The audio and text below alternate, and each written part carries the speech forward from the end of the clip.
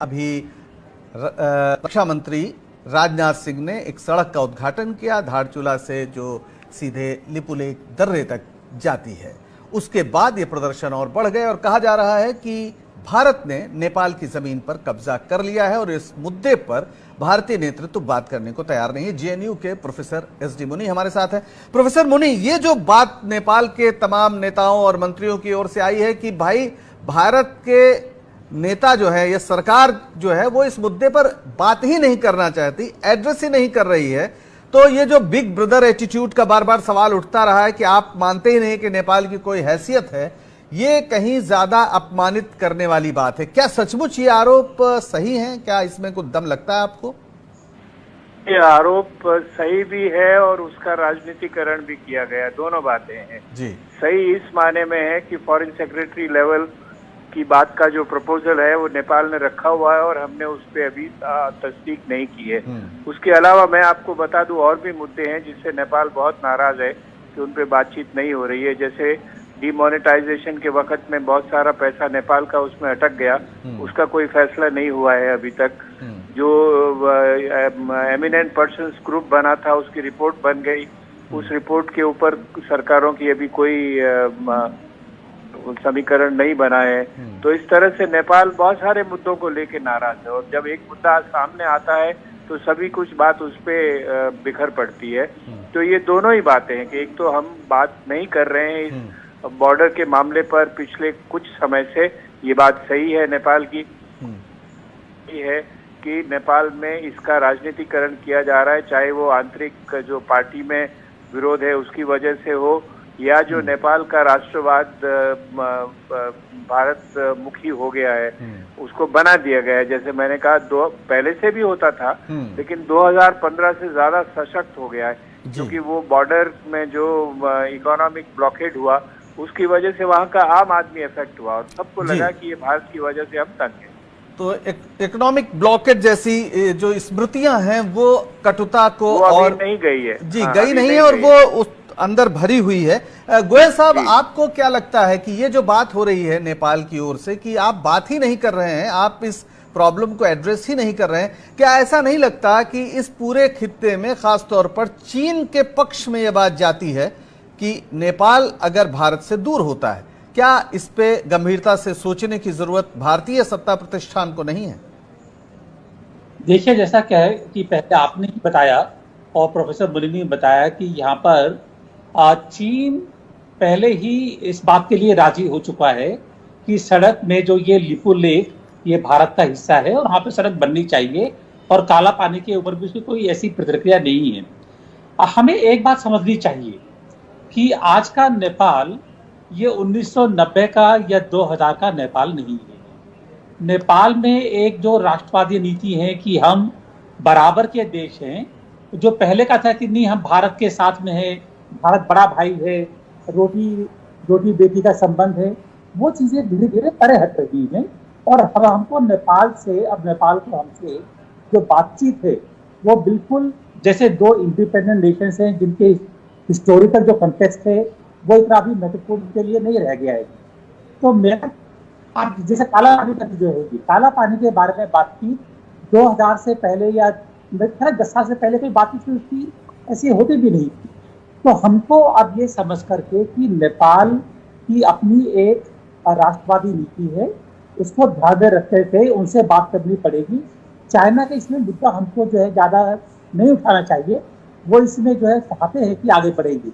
दूसरी चीज ये है कि हमें ये एम्फेसाइज करना होगा कि जो सड़क बन रही है या बनी हुई है उसमें हमारा भी उतना ही हित है और नेपाल का भी उतना ही हित है। अगर उनको ये लगता है कि इसमें हमारा एक शेयर इंटरेस्ट है तो मेरे ख्याल है बातचीत करने में आसानी रहेगी। बिल्कुल, लेकिन बातचीत करनी पड़ेगी, उसके अलावा कोई बिल्कुल। और समस्या यही है कि भारत पर आरोप नेपाल का यही है कि बात ही हम नहीं कर रहे हैं। मनोज जी, आप पूरी स्थिति को देख रहे हैं और जिस तरीके से वहां पर यह सवाल उठ रहा है कि ये बात क्यों नहीं कर रहे हैं आप, क्या भारत सत्ता प्रतिष्ठान जो वर्तमान है वो क्या नेपाल की संप्रभुता का सम्मान नहीं करता है या नहीं करना चाहता और उसे लगता है कि ये तो हमारे छोटा भाई है, वैसे ही इसको रहना चाहिए? कोई ये एटीट्यूड की प्रॉब्लम है?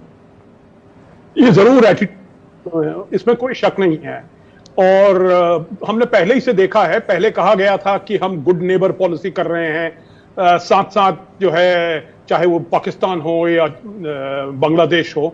अब हम देख रहे हैं कि ये एक नया दौर आया है जबकि हम परवाह नहीं करते। और मुनी जी ने जो है, प्रोफेसर मुनी ने लिस्ट कर दिया कई जो शिकायतें हैं नेपाल की।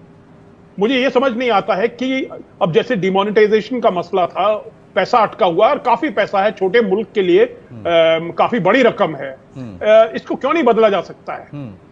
इसमें कोई वो नहीं है। और जहां तक कि काला पानी की बात है, मैं समझता हूं, जैसे मैंने आपसे कहा कि नेपाल और भारत के जो रिश्ते हैं, एक तो ये भौगोलिक तौर से जुड़े हुए हैं, हम ज्योग्राफी से भाग नहीं सकते हैं, नेपाल भाग नहीं सकता है, ना भारत भाग सकता है। और हमारे रिश्ते इतने गहरे हैं कि कोई भी नेपाली भारत में नौकरी कर सकता है, चला आ सकता है, उसको क्लास 2 नौकरी भी उसको मिल सकती है। ऐसे रिश्ते और कोई दो मुल्कों में नहीं है जैसे भारत और नेपाल के हैं।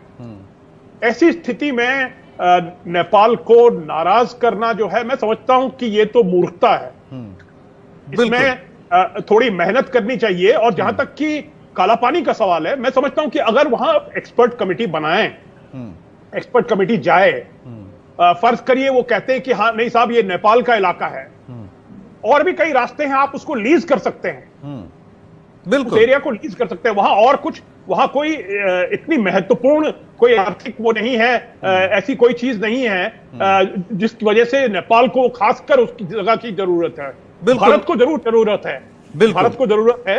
हमारा जो चीन के साथ जो रास्ता है, कैलाश मानसरोवर का रास्ता है, वो वहीं से गुजरता है, वो वहीं से जरूरत है, नेपाल की नहीं है। बिल्कुल वहीं से गुजरता है। और चीन की पूरी भंगिमा को देखते हुए शायद नेपाल को अपने साथ रखना और जरूरी हो जाता है। वैदिक जी, हमें उन तस्वीरों की याद बार बार आती है, और अभी हम स्क्रीन पे चला भी रहे थे, जब मोदी जी गए थे वहां पर पशुपतिनाथ मंदिर में, उन्होंने पूजा अर्चना की थी और बहुत एक बड़ा शो हुआ था, और ऐसा लगा कि बस नेपाल तो भारत का विस्तार ही, एक आंगन है हमारा, एक कोर्टयार्ड है, कुछ इस तरह की एक वो कोशिश की गई थी छवि बनाने की। लेकिन आज वहां जिस तरीके से नौजवान सड़क पर आपके खिलाफ यानी भारत के खिलाफ उतरकर गिरफ्तारी भी दे रहा है, क्या ऐसा नहीं लगता कि हमारी जो पुरानी पूरी विदेश नीति थी, जिसमें हम तीसरी दुनिया के तो नेतृत्वकारी शक्ति थे ही, पड़ोसियों के भी, पाकिस्तान को छोड़ दें तो आमतौर पर उनके हम बहुत ही हित चिंतक के रूप में सामने आते थे, क्या हमारी अहमन्यता ने, कथित रूप से अगर मैं कहूं, जो आरोप है, उसकी वजह से हम इस स्थिति को खो चुके हैं? देखिए, इसमें असली मामला है हमारी नौकरशाही का। 2015 में जो नेपाल की हमने घेराबंदी की थी, क्या वो वही नेता कर सकते हैं जो नेपाल को अपना तीर्थ मानते हैं, जो नेपाल को हिंदू राष्ट्र मानते हैं, जो नेपाल को भारत से, पड़ोसी देशों को तो मित्र मानते हैं, नेपाल को भाई मानते हैं? क्या ऐसे देश की हम घेराबंदी कर सकते हैं? लेकिन नौकरों ने सलाह दी घेराबंदी कर। 5 साल पहले जब हमारे प्रधानमंत्री और चीन के बीच समझौता हुआ था, और ये जो लिपुलेख पास है, दर्रा है, उससे आने जाने का, व्यापार करने, तब नेपाल ने आपत्ति की थी और कहा था कि दोनों देशों के विदेश सचिव मिलकर आपस में बात करें। अरे भाई, बात करने में क्या बिगड़ रहा है? बात करना चाहिए ना। लेकिन हमने क्या सोचा, अरे 35 किलोमीटर का मामला है, कच्चा रास्ता है, उसको जरा मजबूत बना दें, फिर होगी बात, होगी तो होगी, नहीं तो नहीं होगी। ये ठीक नहीं है।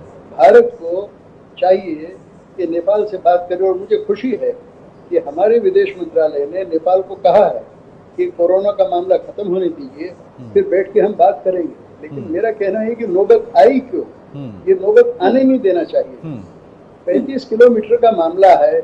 मैं तो कहता हूँ कि भारत उसके लिए कुछ भी, अगर नेपाल बहुत ज्यादा अड़ जाए, नहीं माने बात, और ऐसा रवैया अपना ले कि जो तर्कसंगत भी नहीं लगता है भारत को, तो भी इतनी सी जमीन का तो कुछ भी फैसला हो सकता है, कुछ भी ले दे हो सकती है।